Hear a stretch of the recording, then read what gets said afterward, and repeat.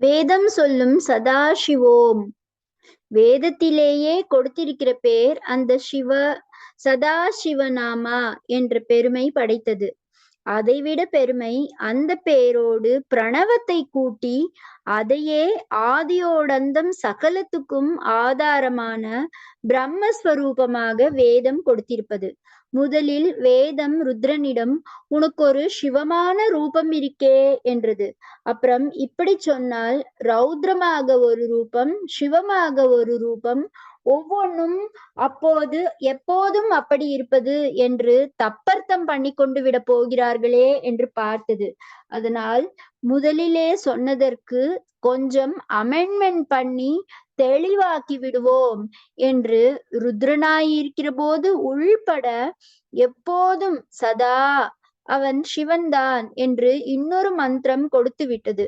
எங்கே கொடுத்திருக்கிறது என்றால், சிவனுக்கு 5 முகங்கள், 4 திசைகளை பார்த்து 4 முகம், மேலே ஆகாசம் பார்க்க 5வது முகம். சத்யோஜாதம் என்பது மேற்கு பார்த்த முகம், வாமதேவம் வடக்கு பார்த்தது, அகோரம் தெற்கு, தத்புருஷம் கிழக்கு, முடிவாக ஊர்துவமுகம் என்று ஆகாசம் பார்க்க உள்ள முகத்துக்கு ஈசானம் என்று பெயர். இந்த 5 முகங்களுக்கும் வேத மந்திரங்கள் இருக்கின்றன. நாராயணவல்லியில் அவற்றை கொடுத்திருக்கிறது. அதில் ஈசான முகத்துக்கான மந்திரம்தான் சதாசிவ நாமாவை சொல்லி அதோடு பிரணவத்தை கூட்டி முடிகிறது. அவன் சகல வித்யைகளுக்கும் ஈஸ்வரன், பிரம்மா எனப்படுகிற வேதத்தின் நாயகன். 4 முகத்தால் 4 வேதம் சொல்லியே உயிர்களை சிருஷ்டிக்கும் பிரம்மாவுக்கும் அதிபதி. பரபிரம்மே ஆன அவன் எனக்கு மங்களம் செய்யும் சிவனாக இருக்கட்டும் என்று அந்த மந்திரம் சொல்லி முத்தாரம் வைக்கிறார் போல சதாசிவ நாமத்தை சொல்லி பிரணவாட்சரம் கூட்டி சதாசிவோம் என்று முடிக்கிறது.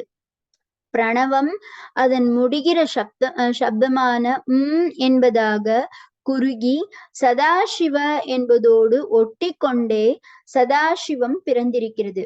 இங்கே முதலில் மாயாலோக வியாபாரத்தில் கஷ்ட சுகங்கள் தரும் திரோதான மூர்த்தியான ஈஸ்வரனை சொல்லி அப்புறம் அதிலிருந்து விடுவித்து மோக்ஷம் தரும் அனுகிரக மூர்த்தியான சதாசிவனை சொல்லி முடிவாக அந்த மோக்ஷ ஸ்வரூபமே ஆன பிரணவமும் அவன்தான் என்று காட்டியிருக்கிறது. மாண்டூக்கிய உபனிஷத்தில் சாந்தம் அத்வைத்தம் என்று சொன்ன சிவம்தான் அது. அந்த உபனிஷத்தே பிரணவ விளக்கம்தான்.